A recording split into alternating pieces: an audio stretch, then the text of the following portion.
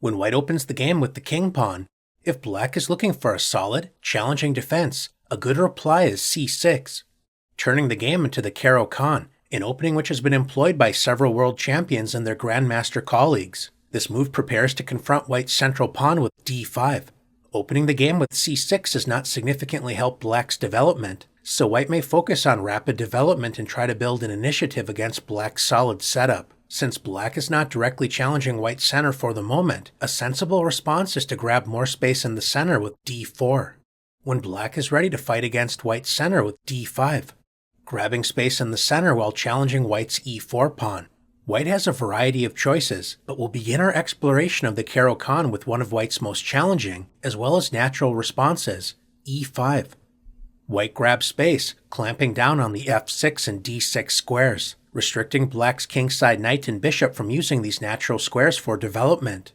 An ambitious option to explore is c5, spending a second tempo on the c-pawn in order to attack the d4 pawn. Unlike the French defense, a similar opening in which black plays e6 on the first move to prepare d5. In the Caro-Kann, black's light-squared bishop is not blocked by a pawn, so black's most popular choice is to play bishop f5, activating the light-squared bishop before preparing to close the center with e6. We're going to introduce some interesting ideas explored by grandmasters, but when you're starting out with the Caro-Kann, you may see a move such as bishop d3. This is not a particularly ambitious choice, but it is seen at amateur level from time to time. Since the Caro-Kann often builds a light-squared pawn structure in the center, somewhat restricting the prospects of black's light-squared bishop, black shouldn't mind exchanging the bishops with bishop takes d3, queen takes d3. If black wants to simplify the game, then queen a5 check, intending to offer an exchange of queens with queen a6 is a reasonable path to explore. But another solid choice is to simply play e6. Black's idea is to strike against white's center with moves such as c5 and knight c6, when black shouldn't face any serious problems out of the opening. Offering an exchange of light-squared bishops is not a challenging option at this moment, so a more popular way to develop is knight f3, focusing on kingside development while supporting the center. Now that the light-squared bishop has entered the action, black can solidify the center with e6. The e6 pawn supports d5, while revealing the dark-squared bishop, preparing the pawn break c5. A popular choice for white is to continue with bishop e2. This modest-looking move is known as the short variation, named after Grandmaster Nigel Short. Although this may not look like a particularly ambitious choice, black should not underestimate this variation, as several creative attacking grandmasters have played this system as white. One option to consider is knight d7, preparing the thematic pawn break c5.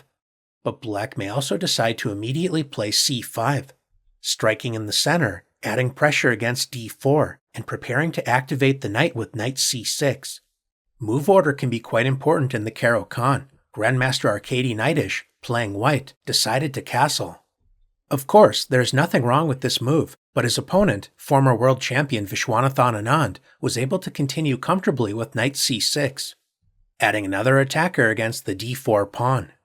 If white decides to support the center with c3, one solid plan is knight g to e7, preparing to play bishop g4, pinning the knight on f3, followed by knight f5, when white's center is under intense pressure. In the game, Grandmaster Knightish played bishop e3, developing a piece while supporting the center, when Grandmaster Anand released the tension with the exchanges c takes d4, knight takes d4. White sets up a small trap, as black should not ignore white's serious lead in development and try to grab a pawn with knight takes e5, as this allows white to exploit black's exposed king and undeveloped kingside with bishop b5 check, encouraging black to move the knight once again with knight d7, which is well met by knight takes f5. Black is unable to capture the knight without giving up the d5 pawn, opening up the game, helping white's superior development overwhelm black's passive as well as underdeveloped position. Instead of the greedy knight takes e5, Grandmaster Anand exchanged a pair of minor pieces with knight takes d4, bishop takes d4. Black needs to activate the kingside, and the e5 pawn still has a cramping effect by denying black's knight access to the f6 square. This was no problem for Anand as he played knight e7. Black's plan is simple. He's going to play knight c6, adding pressure against d4 and e5, followed by bishop e7 and castling kingside. Grandmaster Knightish tried to open the position before black was able to comfortably complete his plan with c4. But black simply resolved the central tension with d takes c4, bishop takes c4, and then continued the plan by playing knight c6, threatening white's bishop while adding pressure against the e5 pawn. So white pinned the knight with bishop b5. Black prepared kingside castling while developing the bishop to e7. In the game, white decided to play knight c3, allowing black to castle with a comfortable position. Not only did Grandmaster Anand solve his opening problems, he went on to win the game. If white tried to discourage black from castling with queen a4, adding a second attacker against the pinned knight, black can simply ignore white's idea and castle anyway. The point is that if white plays bishop takes c6, b takes c6, the c6 pawn cannot be captured as this would drop the bishop, and after rook d1, lining up with black's queen. A simple solution is queen c7, connecting the rooks, supporting c6, as well as adding pressure against the e5 pawn. Black enjoys the bishop pair with a comfortable game. Rather than castling, white may decide to immediately support the center with bishop e3, protecting the d4 pawn while adding additional pressure against the c5 pawn. This is a position debated at grandmaster level, especially with black's most ambitious response, queen b6, increasing the tension in the center while adding pressure against the newly unprotected b2 pawn. We can see the dynamic potential of the short variation come to life with knight c3. White focuses on rapid development while inviting black to capture the b2 pawn. Accepting the pawn is a risky decision as queen takes b2 is well met by the surprising queen b1. If black captures white's knight with check, white is prepared to play bishop d2, attacking the queen, followed by queen takes b7, attacking the unprotected rook on a8. If black decides to trade queens with queen takes b1 check, rook takes b1, white enjoys a significant lead in development while the b7 and c5 pawns are both under serious pressure. Grandmaster Pavel Elyanov, playing black, tried to resolve some of the tension with c4, closing the center but allowing his opponent, former World Championship challenger Sergei Caro-Kann, to regain the pawn with rook takes b7, when white was able to turn this active position into a fine victory. Since queen takes b2 allows white the type of active chances the short variation tries to produce, a more reliable option for black is to play knight c6, continuing to intensify the central struggle. One popular option to explore is kingside castling, but it's also important to understand what happens if white decides to relieve the central tension with d takes c5, bishop takes c5. It looks like white is simply helping black catch up in development, but this is not a charitable act. White has a specific idea in mind after trading bishops with bishop takes c5, queen takes c5.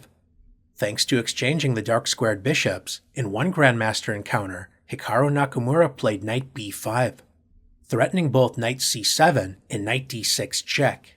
So his opponent, Grandmaster Shakhriyar Mamedyarov, played the prophylactic king f8. Black's king is immune from any annoying knight checks, and knight d6 would not be a wise decision, as the e5 pawn would come under serious pressure, and with it, the knight on d6 would become quite unstable. White will favor centralizing the knight with knight b to d4, followed by kingside castling. White enjoys a central space advantage, although this is still double-edged as it will serve as a target for black. Meanwhile, black will likely continue with knight g to e7, and one idea is to expand on the kingside light squares with h5 and g6, taking space and preparing to move the king to g7. Since the center remains closed, black's king should not face any immediate problems. Slightly strange looking, but ultimately solid positions can be the price of admission for prospective defenders of the Caro-Kann. As is typical in the Caro-Kann, there is plenty of play available for both sides, and in this particular game, Grandmaster Nakamura managed to bring home the full point for white. Knight f3 is an interesting choice that is not without its poison, but a more aggressive choice that has also attracted Grandmaster attention is h4. This may look like a beginner's move, but it's actually a serious try to gain an advantage against the Caro-Kann. It has been tried at no less a stage than a World Championship match and is regularly employed by grandmasters. White grabs more space on the king side and prevents black's natural continuation, e6. This would be a serious mistake as white can win a piece after g4.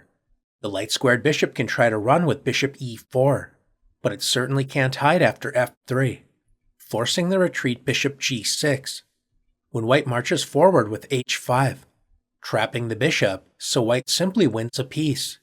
Instead of blundering with e6, black can play h6, allowing white to build a space advantage on the king side with g4 and h5. A more solid choice is to stop the h-pawn in its tracks with h5. One popular option for white is to play bishop d3, and another sensible choice is to add pressure against black's center, starting with c4. Now that g4 is no longer a threat, black can return to the typical response e6, supporting the center while preparing kingside development.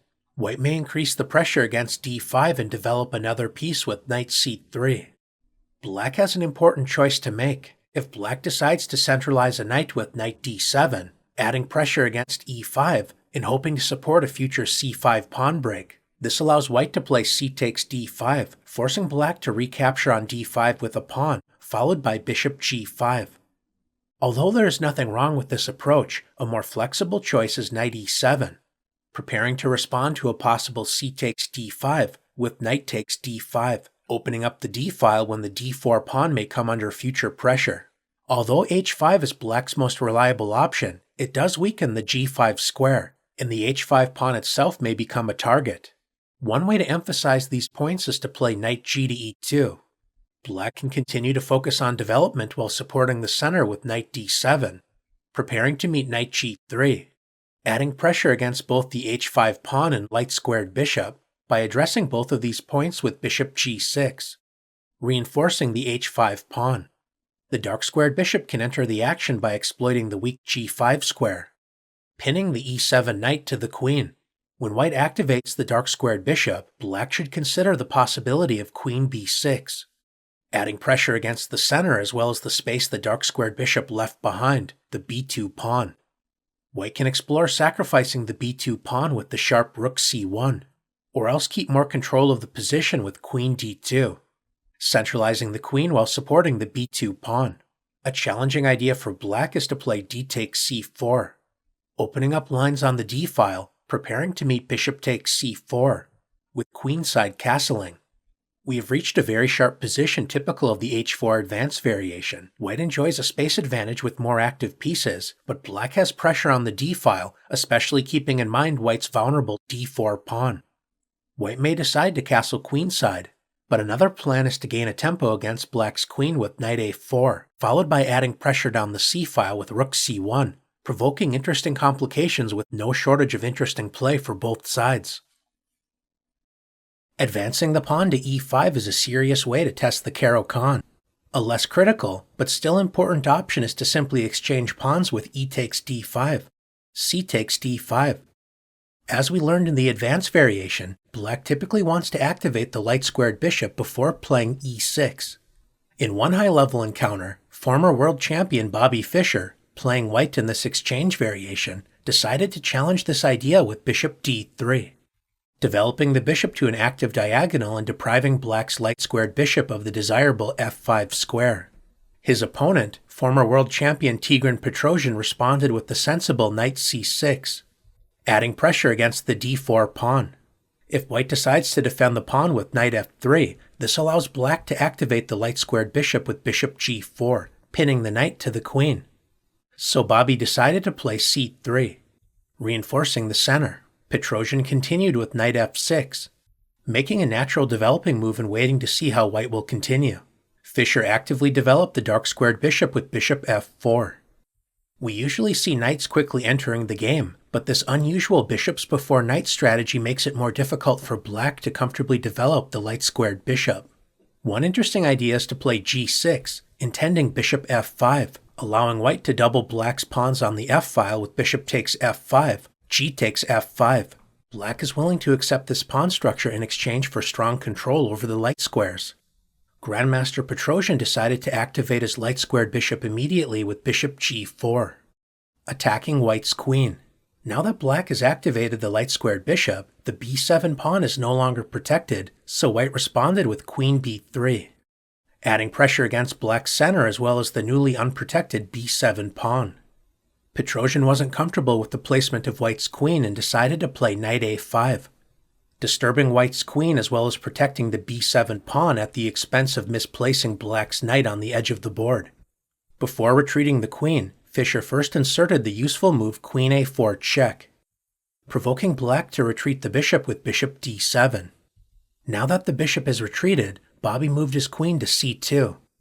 After this maneuvering dance, white has a comfortable position, and although black is certainly doing okay, his light-squared bishop is less active than black would like, and the wayward knight on a5 will also have to spend time to return to the action. Grandmaster Fischer went on to win this important game on his path to qualify for the World Championship match, which he would also eventually win. Instead of playing Grandmaster Petrosian's knight a5, a more stable choice is to play queen d7, simply developing the queen while protecting the b7 pawn. White would like to play knight f3 without allowing structural damage after bishop takes f3, so a sensible choice is to first play knight d2. Black supports the center and prepares to complete kingside development with e6, when white is ready to play knight g to f3, creating the possibility of an unpleasant knight advance to e5, so former World Championship challenger Fabiano Caruana played bishop d6, protecting the e5 square, preparing to castle, and offering an exchange of dark-squared bishops. His opponent, Grandmaster Levon Aronian, accepted this offer with bishop takes d6, queen takes d6. Exchanging the dark-squared bishops involves a potential pawn sacrifice, allowing white to play queen takes b7. Of course, white does not have to accept this sacrifice and may decide to castle, following the simple, safety-first attitude of the exchange variation. But Grandmaster Aronian challenged black to prove compensation after queen takes b7. Although white has captured a pawn, this does open up the b-file, allowing black to generate counterplay with rook b8, forcing the queen to vacate the b-file with queen a6, when black secured the back rank by castling. Black may be down a pawn but enjoys a lead in development with an active position. He's prepared to gain a tempo against the queen with rook b6, followed by doubling rooks with rook f to b8, creating serious pressure down the b-file. Black has full compensation for the pawn, and even managed to win the game after some interesting adventures. Do not let an early exchange on d5 fool you.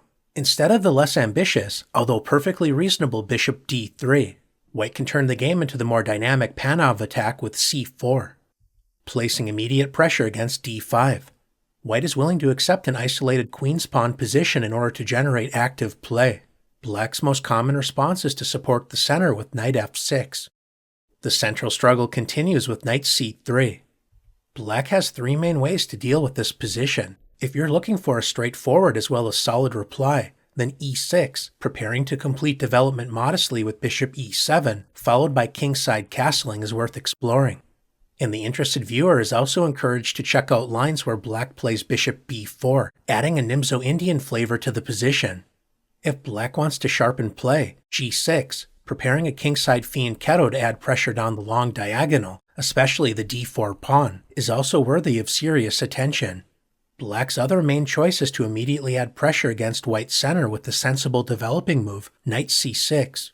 If white wants to keep the position complicated, then the dynamic bishop g5, attacking a key defender of black's center, is definitely worth exploring. Black can provoke sharp complications with d takes c4, revealing the queen's pressure against white's newly isolated d4 pawn. When in doubt, e6 is certainly a solid choice. And the slightly strange-looking bishop e6, supporting the center, has also proven to be a reliable option for black. Another popular option for white is to simply develop while supporting the center with knight f3. Black could certainly return to the e6 lines we previously mentioned, but Grandmaster Anish Giri played the more active bishop g4, pinning the knight to the queen, which indirectly adds pressure against the d4 pawn it was trying to support. Legendary Grandmaster Vasily Ivanchuk, playing white, showcases one key strategy in the Panov, compromising his pawn structure in order to test black's defensive skills. The complications begin with c takes d5, provoking knight takes d5. White attracts the knight to the d5 square and then plays the double attack queen b3, increasing pressure against the knight as well as the b7 pawn. Grandmaster Giri was able to damage white's pawn structure with the timely exchange bishop takes f3. Immediately playing queen b7 would allow the powerful response knight d to b4, when white's exposed queen and vulnerable king signals trouble for white. Ivanchuk continued with g takes f3. White's pawn structure has certainly seen better days, but black still needs to be careful. Like many other lines in the Caro-Kann, since black often delays kingside development, king safety must be kept in mind. If black tries to grab a pawn with knight takes d4, forking the queen and unprotected f3 pawn. There are several ways to punish this move, but the most straightforward is bishop b5 check. Capturing the knight would allow queen takes b5 check, followed by winning the knight on d5. And if black blocks the check with knight c6, this also loses the knight on d5 without any chances for counterplay. Rather than playing the disastrous knight takes d4, Grandmaster Giri supported his center and prepared kingside development with e6. If black is able to comfortably complete development, then white's terrible pawn structure may prove to be his downfall, so white must play energetically, as Ivanchuk did with queen takes b7, capturing a pawn while attacking the newly undefended knight on c6, so black responded with knight takes d4, provoking the forcing sequence bishop b5 check, knight takes b5. It's important for white not to play automatically, as queen takes b5 allows queen d7, so Ivanchuk inserted the instructive Zwischenzug, queen c6 check. Since queen d7 would lose the rook on a8, black is forced to play king e7. Only after depriving black of the right to castle did white regain material with queen takes b5. Grandmaster Giri offered a trade of queens with queen d7.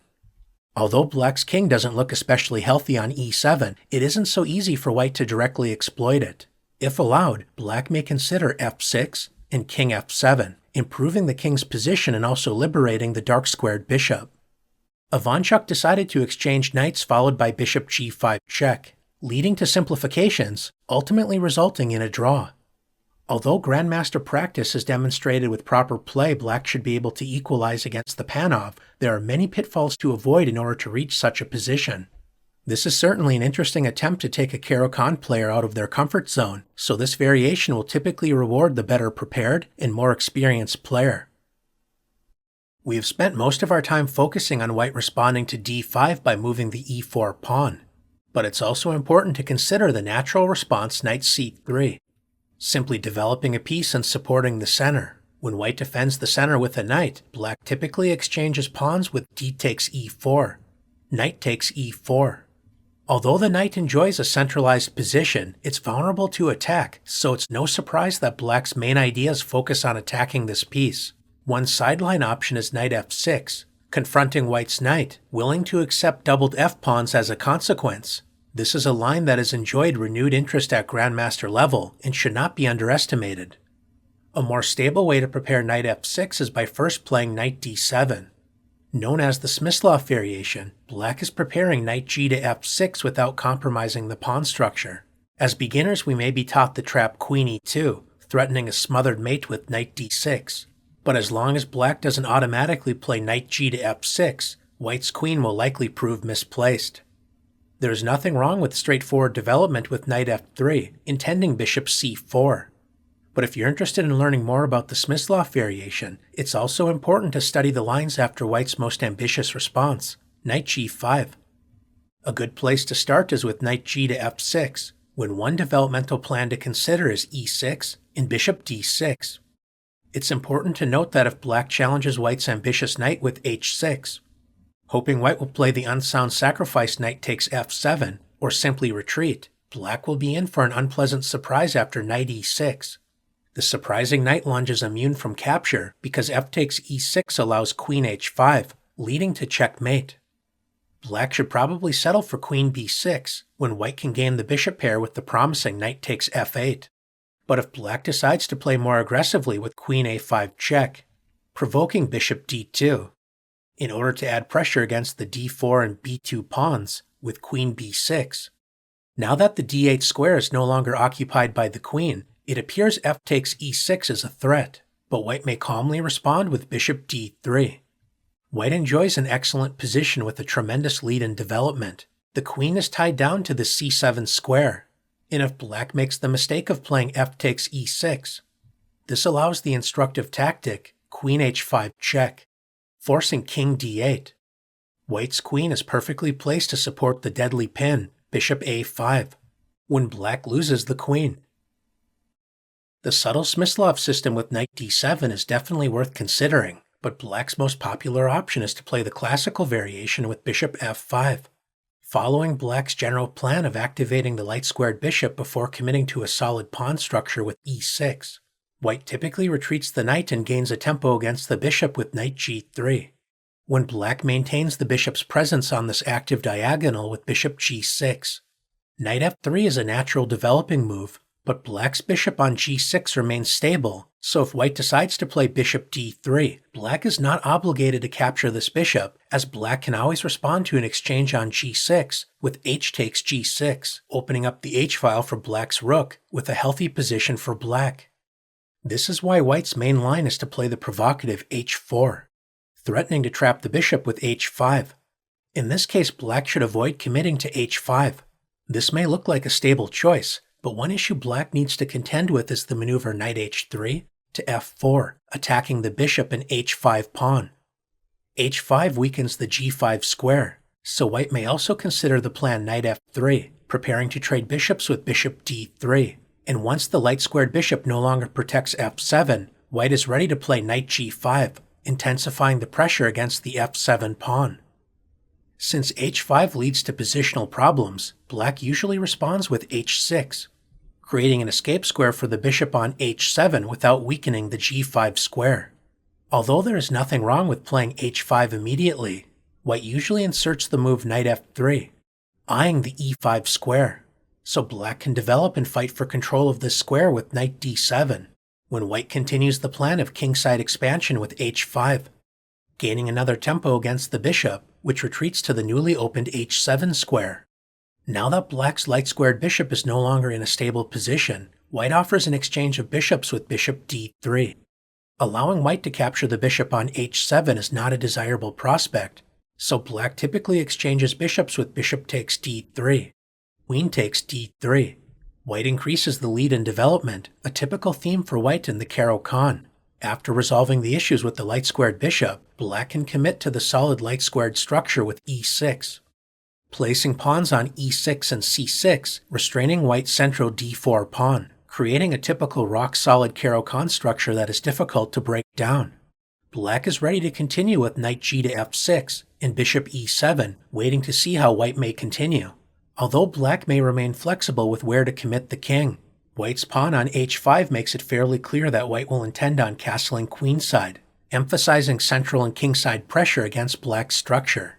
White's main decision is where to develop the dark-squared bishop, typically deciding between the d2 and f4 squares, options the interested viewer is encouraged to explore. We'll briefly mention that bishop f4 is the more active-looking square for the bishop. Black may continue sensibly with knight g to f6 and bishop e7 and provoke complications by castling kingside, but black may also decide to play queen a5 check, trying to provoke weaknesses on the side of the board where white will likely castle.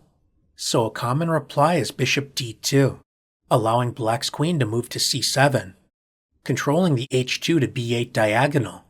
If white decides to play bishop d2 instead of bishop f4 immediately, we can transpose into this position by playing queen c7, or else remain flexible with knight g to f6, followed by bishop e7. As we can see, there are no shortage of interesting possibilities to explore in the Caro-Kann. In this classical variation of the Caro-Kann, white enjoys a space advantage with more room to maneuver the pieces, but black's rock-solid structure has typically sustained any pressure white has been able to place upon it, so this has been a reliable battleground in grandmaster practice for decades. The Caro-Kann is one of the most solid ways to respond to e4. This is not an easy opening to crack, so in addition to producing positional maneuvering games, if both sides are willing, there's plenty of scope to inject dynamic play into the position. In order to build a solid structure, black often grants white a space advantage as well as a lead in development, so if you're facing the Caro-Kann, you may look to build an early initiative. Grandmasters enjoy its solidity, as well as the ability to mix things up when necessary to play for a win. And if you're an amateur player looking for a reliable structure upon which to build your repertoire, the Caro-Kann may be the opening for you.